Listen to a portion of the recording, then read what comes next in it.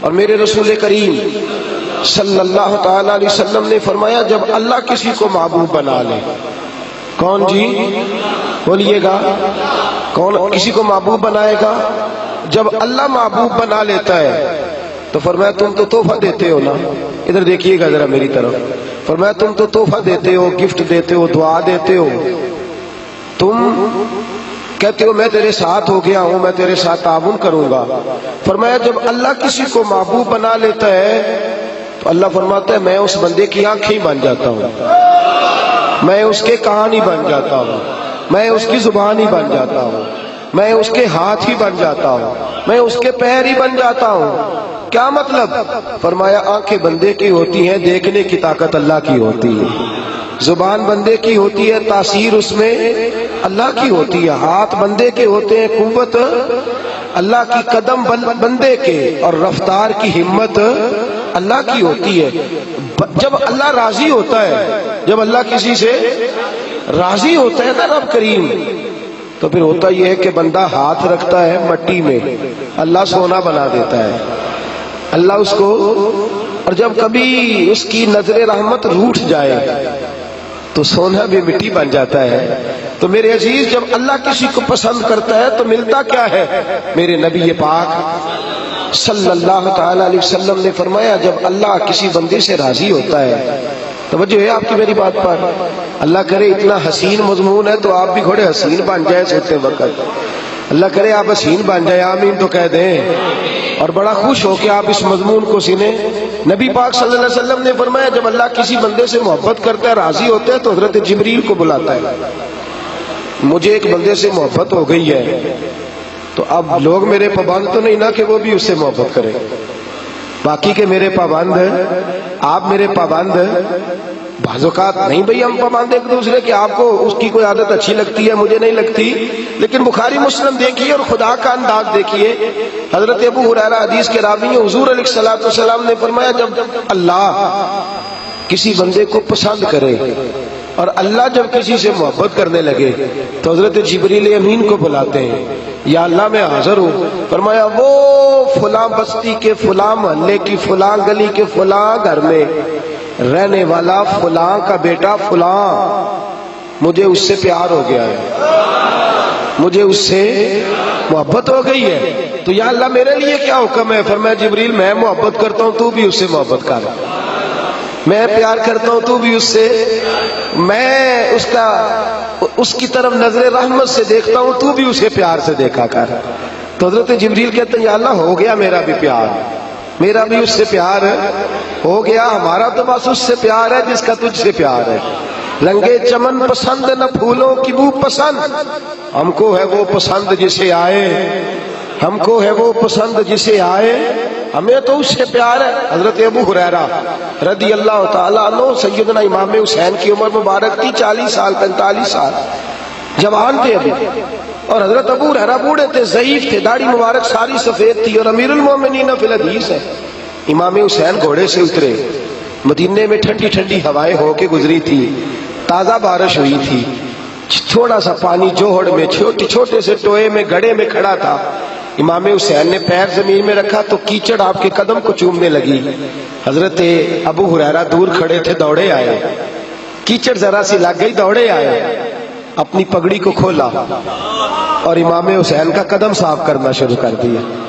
امام حسین نے پیر پیچھے ہٹایا کہ حضور آپ بزرگ ہیں، یہ کیا کر رہے ہیں؟ آپ فرمانے لگے حسین تیرا پیر کون صاف کر رہا ہے؟ میں تو نسبت مصطفیٰ کا احترام کر رہا، تجھ سے حضور کو پیار ہے اور ہمیں اس بندے سے پیار ہے جس سے مصطفیٰ کو پیار ہے۔ نبی کا جو غلام ہے ہمارا وہ امام ہے، ہمیں ہر اس شخص سے پیار ہے جس سے رسول اللہ کا صلی اللہ علیہ، تو حضور علیہ الصلوۃ والسلام نے فرمایا بندے بندے سے راضی ہوں گے تو کیا دیں گے، لیکن جب اللہ راضی ہوگا تو رب کریم کیا کرے گا؟ اللہ حضرت جبریل امین کو کہتے ہیں مجھے پیار ہو گیا ہے، تو بھی اس سے، یا اللہ ہو گیا میرا پیار، اب کیا حکم ہے؟ فرمایا اب جا زمینوں میں جا کے اعلان کر دے۔ میری بات کی سمجھ آ رہی ہے؟ اللہ کرے آپ کو نیند بالکل نہ آئے، گھر جا کے یا آمین تو کہہ دیں۔ فرمایا جا کے زمین پہ اعلان کر دے، اور جو میرے بندے ہیں ان کے دلوں میں جا کے یہ بات انڈیل دے کہ اللہ فلانے بندے سے پیار کرتا ہے، تم بھی سارے اس سے محبت کرو، اللہ پیار کرتا ہے تم بھی، اور ایسی اس کی محبت عام کر دے کہ دنیا دار زور بھی لگائے دنیا دار، نہیں جانا داتا صاحب، نہیں جانا داتا صاحب، نہیں جانا داتا صاحب، لیکن جمعرات کا دن آئے، جمعے کا دن آئے تو تل دھرنے کو جگہ ہی نہ ہو۔ گنج بخشے فیض عالم مظہر نور خدا نا کسارا پیر کامل کامل آرا رہنما میران دے نہ وزیران دے دیوے بالدے نہیں صدا فقیران دے۔ اور میں لوگ زور بھی لگاتے پھرے تو پھر بھی لوگ خواجہ معین الدین صاحب کا نام نہ چھوڑیں، یا غوث اعظم کہنا نہ چھوڑے، دل میں بات ڈال دے، محبت پیدا کر دے۔ حضرت جبریل دوڑے گئے، واپس آئے، کہا یا اللہ ساری دنیا کے دلوں میں پیار ڈال آیا، جو تیرے بندے ہیں وہ تیرے اس بندے سے محبت کریں گے۔ تو رب کریم نے فرمایا اب آسمانوں میں چکر لگا اور سارے فرشتے، حور، غلمان سب کے اندر اعلان کر دے کہ اللہ اس سے پیار کرتا ہے، تم بھی سارے پیار کرو۔ میرے رسول پاک صلی اللہ علیہ وسلم نے فرمایا جس سے اللہ محبت کرتا ہے اس کی محبت کو دوام ملتا ہے۔ زمین والے بھی پیار کرتے ہیں، آسمان والے بھی، فرشتے بھی کرتے ہیں تعظیم میری۔ میرے اعلی حضرت کیا خوب ارشاد فرماتے ہیں، کہتے ہیں فرشتے بھی کرتے ہیں تعظیم میری، فرشتے بھی کرتے ہیں تعظیم میری، فدا ہو کے ان پر یہ عزت ملی ہے، فدا ہو کے ان پر یہ عزت ملی۔ تو میرے دوست جب اللہ کسی کو محبوب رکھے گا، اللہ پیار کرے گا، تو پھر اس کے لیے برکتوں کے دروازے کھل جائیں گے، رحمتوں کے دروازے کھل جائیں گے، پھر بچہ بچہ اس سے پیار کرے گا، پھر دنیا اس کے لیے دعا کرے، پھر آسمان کے فرشتے اس کا حیا کرے۔ اللہ پیار کرتا کس سے ہے؟ اللہ کے پیار والے بندے کون سے؟ اللہ کی محبت ہے کس سے؟ اللہ کی پسندیدہ کون ہے؟ تو سورہ بقرہ کی آیت نمبر 222 آیت میں اللہ فرماتے ہیں ان اللہ یحب التوابین ویحب المتطہرین، فرمایا اللہ پیار کرتا ہے توبہ کرنے والوں سے۔ کس سے؟ سارے بولیں، آپ بھی بولیں، اللہ کس سے پیار کرتا ہے جی؟ توبہ کرنا۔ اور اللہ پیار کرتا ہے پاک رہنے والوں سے۔ کس سے؟ پاک رہنے والے سے اور توبہ کرنا۔ کتنا پیار کرتا ہے؟ عجیب مثال دی بخاری میں میرے رسول پاک، اور اس رنگ کی، اس انداز کی شاید آپ کو دوسری حدیث نہ ملے۔ میرے نبی پاک صلی اللہ علیہ وسلم نے فرمایا، صحابہ بیٹھے تھے، حضور نے فرمایا مسلمانوں کوئی غلطی کسی شخص نے کی ہو نا 80 سال پرانی، تو کسی کا اس سے اختلاف ہو جائے تو وہ ٹٹول کے لے آتا ہے، معاف کرنے کو تیار ہے، ٹٹول کے لے آتے ہیں لوگ۔ اللہ خیر کرے، اگر کسی نے تجربہ کرنا ہو تو الیکشن پہ کھڑے ہو کے تجربہ کر لیں۔ کہاں کہاں سے لوگ ڈھونڈ کے نکال کے لاتے ہیں بات، کہاں سے۔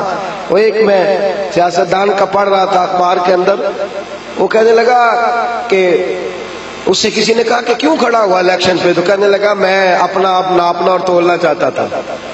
میں نے کسی سے سنا تھا کہ میرے ماں باپ بچپن میں گم ہو گئے تو ملتے نہیں تھے، ٹی وی پہ بھی اشتہار دیا، کیبل پہ بھی دیا، جو اس وقت ذرائع تھے اخبار سارے استعمال کیے، پر ماں باپ کا پتہ نہیں چلتا تھا۔ میں نے ایک سیانے بندے سے مشورہ کیا کہ یار میں کیا کروں کہ میرے ماں باپ مل جائیں۔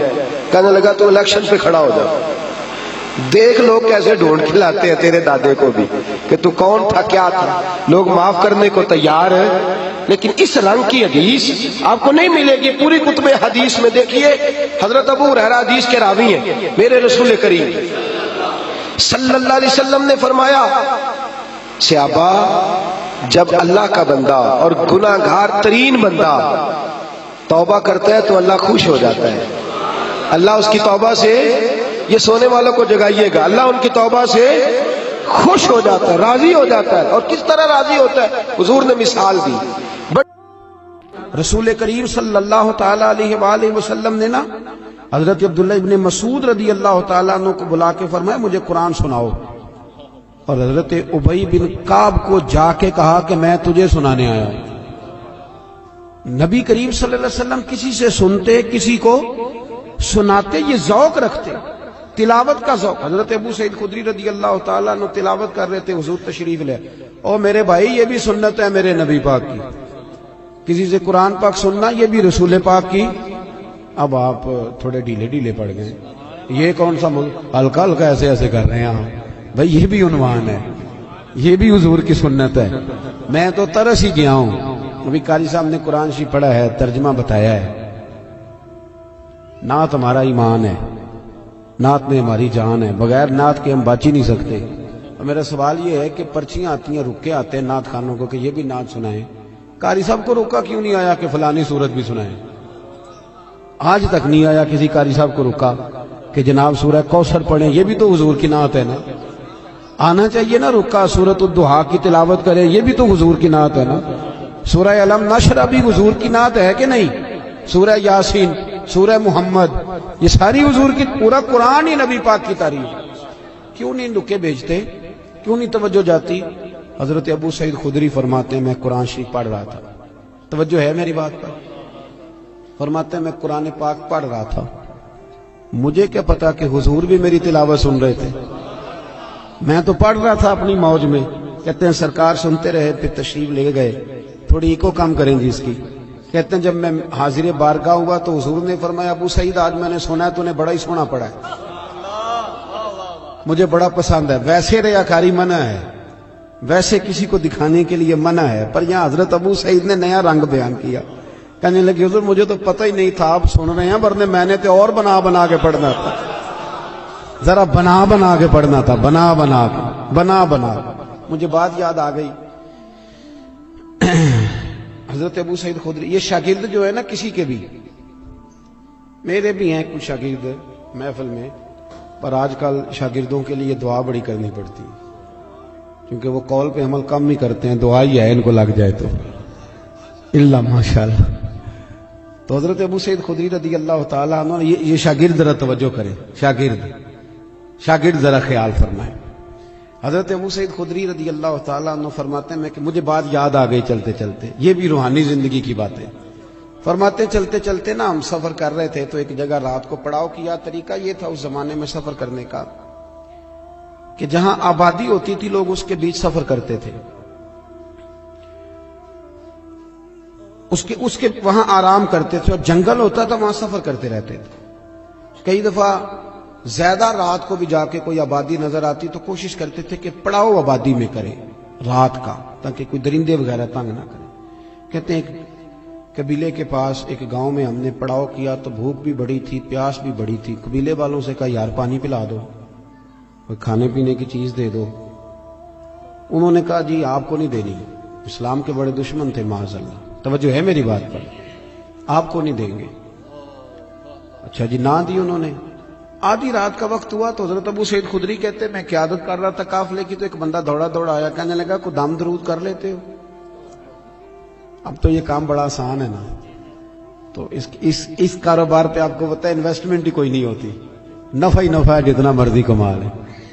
کوئی دم درود کر لیتے ہو؟ تو حضرت ابو سعید خدری کہنے لگے, میں نے کہا کر لیتے ہیں. کہنے لگے چلو. پھر ہمارے سردار کو بچھو لڑ گیا. یہ روایت یہ حدیث بخاری میں بھی موجود ہے اپنی اصل کے لحاظ, اور باقی بھی بہت ساری کتب حدیث میں پائی جاتی ہے روایات کے الفاظ کے اختلاف کے ساتھ.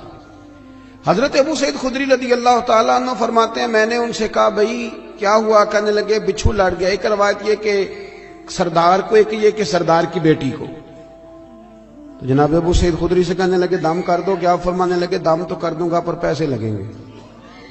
تم نے جو کہا تھا کہ تمہیں روٹی نہیں دینی, تو جو اس طرح کا ہو اس سے تو کر لینا چاہیے نا. اب اس سے کوئی تقریر کے پیسے طے کرنے کی دلیل نہ پکڑ لے, نعت خواں کو پکڑ دے. میں جہاں بات سنا رہا ہوں اس کو وہی رہنے دینا, کیونکہ ہم اپنی مرضی کی بھی استدلال کرتے ہیں نا. حضرت ابو سعید خدری کہنے لگے میاں پیسے لگیں گے. اب بندہ جب الجھ جاتا ہے تو پھر سارے پیسے دیتا ہے. اب وہ الجھے ہوئے تھے, پھنسے ہوئے تھے, کیا کرتے؟ کہنے لگے جتنے مرضی لینا, ساتھ تو چلو.